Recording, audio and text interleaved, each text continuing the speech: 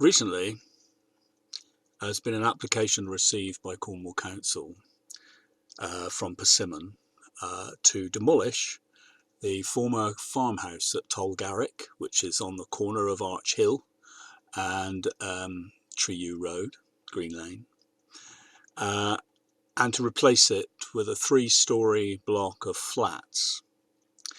The application that originally came in to build what is now the Copperfields housing development on the land of Tolgarrick Farm, which ran from Truro Road down basically to the Nantsavallen or Kellenic River, was granted on appeal despite the opposition of the council and many others, on the basis that there was not a 5-year land supply in Truro. No issues of design or scale or density, highways issues or anything like that were taken into account. It was simply granted on the basis that there was no 5-year land supply and therefore it should be built.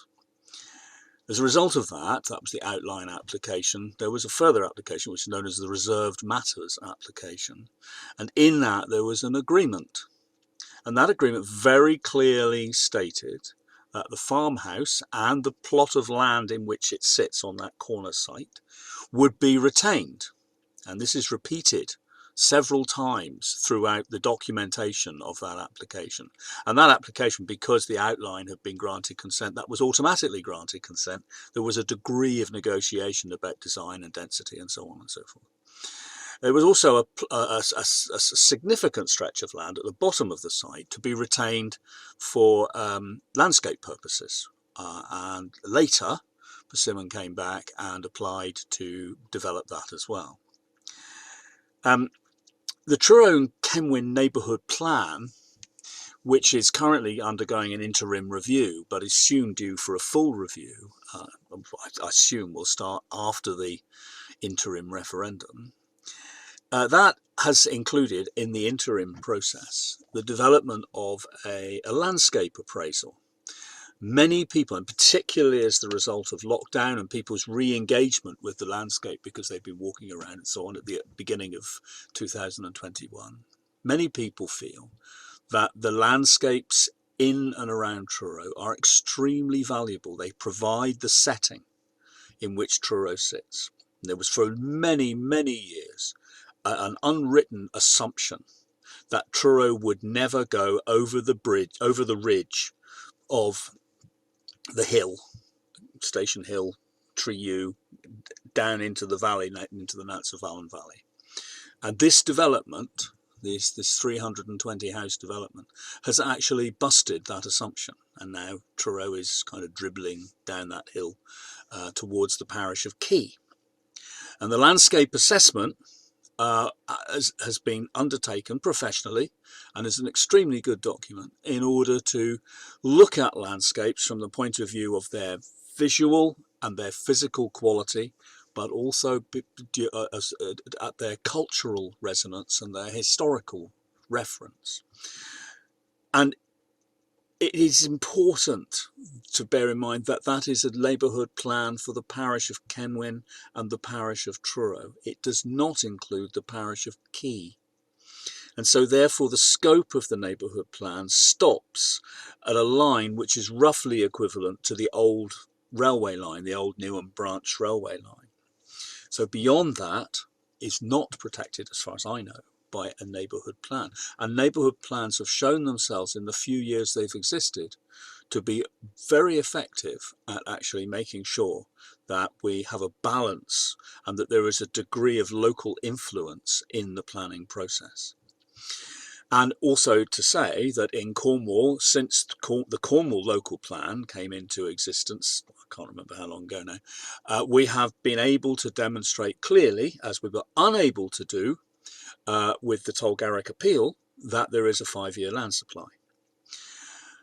So the parish of Key is a very ancient neighbour of the borough of Truro. The agricultural produce that came from the Key, the farms, the estates, Killio and so on, were one of those drivers of the livestock market, the import and export trade, and so on and so forth in Truro. And that's no more or less true then today than it was in the past. The history and the cultural references of that landscape are profound.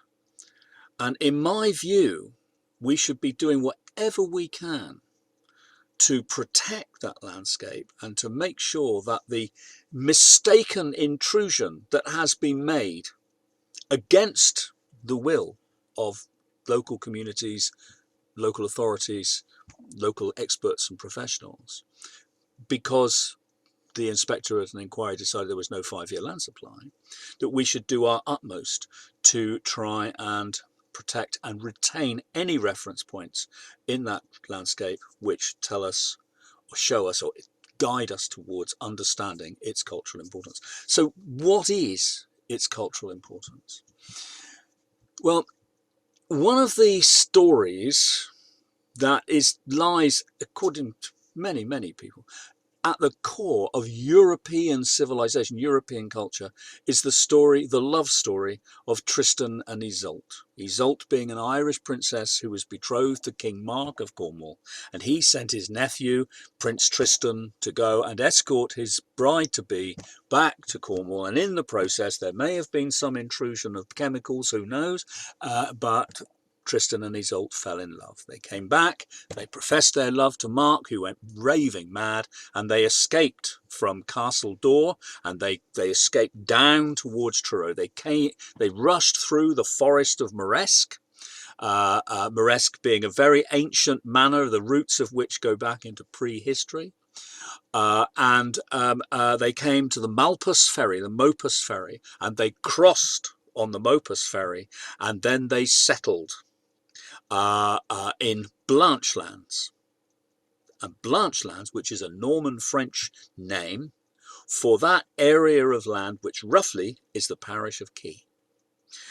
And old Mark was stuck on the other side of the ferry with the ferry woman sucking on her pipe, no doubt, saying, well, no, I aren't crossing again tonight, mate, sorry. And so he never caught up with them. Now, this story informs huge amounts of drama, opera, literature. You know, it's just one of those stories which has inveigled its way into European culture, and it's an important plot. It's one of the 5 key plots in fiction, in art, and it basically is focused. It stems around Truro. The critical moment is around Truro, Moresque, Malpas, Blanchelands. Secondly, not so long ago, an elderly scholar in Wales died, and amongst his papers was discovered the medieval translation, or the 16th century transcription of a medieval play in Cornish called Bunan's Kay. That is, The Life of Saint Key. And this play, which was originally performed at Playing Place in the Plain and Quarry at Playing Place, and we know where that is because we've looked on old Second World War reconnaissance photographs, and we've identified the site, so we know where it is. The Plain and Quarry. This play was performed over 2 days. Part of it is about the life of Saint Key, and is a fairly standard miracle type play, like the Ordinalia, or indeed the Bunan's Meriazic, which is the play associated with Meriadoc of Camborne. And the other half of it is Arthurian, and that places it in the world of that crux between legendary lore and spiritual monasticism, the influence of the monasteries and the influence of the church in society. So it's a rubbing up of the two things, which is really interesting. Also, when they have come to transcribe, to examine this newly found play, they have found new words which inform the canon of the vocabulary of the Cornish language, which we are deeply into reviving and rekindling in Cornwall at the moment. There is indeed a project which was proposed but was abandoned because of lockdown and because people had different financing priorities, to actually see if we could mount a production of Bunan's Quay at a revivified, rebuilt Plain and Quarry, probably at Plain Place, hopefully. And I would suggest that that would be a really, really good project to put at the heart of the cultural strategy which is in development for Truro, and which will inform the City of Culture bid, assuming that that gets through all the hurdles that it's going through. It's a really big and exciting and rooted in Cornwall type of project. It's rooted in Cornwall, it's rooted in the history and the culture, in our primary cultural objectives, one of which is to strengthen and popularise the Cornish language. Another one is to actually understand and to provide a narrative of where and how this place formed for all the people who are now living here. So this is really important. Now, the landscape in which that play was set is the landscape of Blanche Lands of the parish of Key. Place names are referred to throughout it and so on and so forth. Now, if you follow archaeology, you will know that when they developed the new Richard Lander School up at 3 Milestone, that they actually did a dig up there and they found roundhouses, Bronze Age roundhouses with rectangular structures beside them, and in the floor they found the necks of Mediterranean wine jars, which strongly suggest that we were trading, probably we were trading metal for wine and other things, no doubt, in the Bronze Age. That strengthens the resonance of this landscape, because the tidal river that used to run up the Nants of Allen Valley would have got those traders backwards and forwards and so on. So this is a really important landscape because of what it has been and and how it informs who we are and why we're here, but also because it is intrinsically beautiful in its own right, and it is also stretching away to Killio.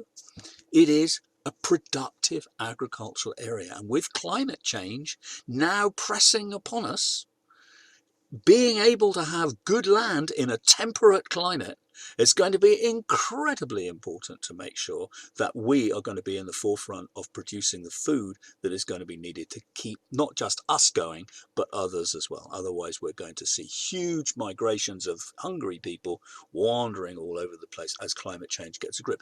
That's probably 50 to 100 years down the line, but we need to take those responsibilities seriously now.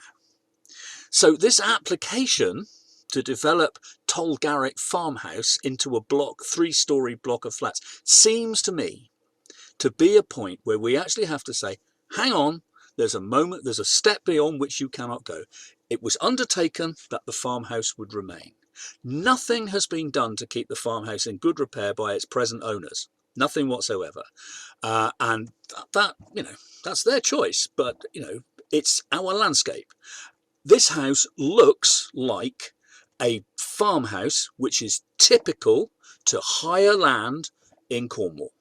It is a typical farmhouse. It's not unique or discrete to Cornwall, but it is typical, and therefore it contributes to defining the nature of the landscape.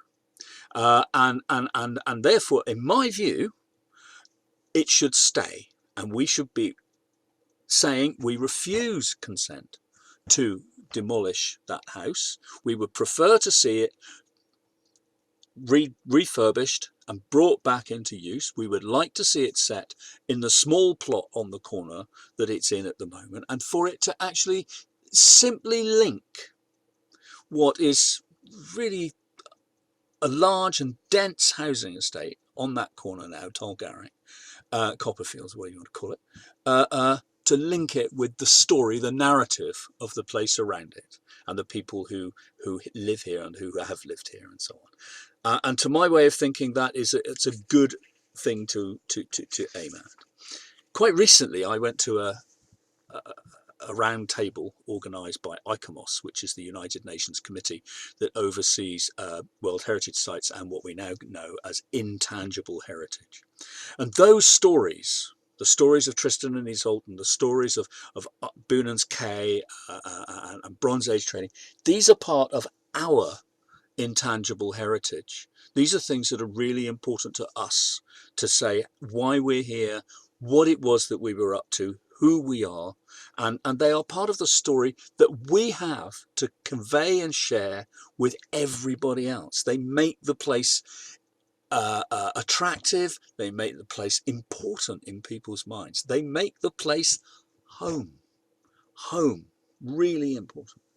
So this little film is to just say that this is going on, to say that I have written on behalf of the, or as the chairman, not on behalf, as the chairman of the Civic Society, and I've made an objection based on the grounds that I've put to you, and I'm making this film and putting this onto the website in order to ask you to consider that our cultural intangible heritage, our connection with the Cornish language, with legend, with history, with the spiritual evolution of our place, all these things, our connections with other places in the world, and so on, all these things are incredibly important. They're as important as listed buildings in Lemon Street.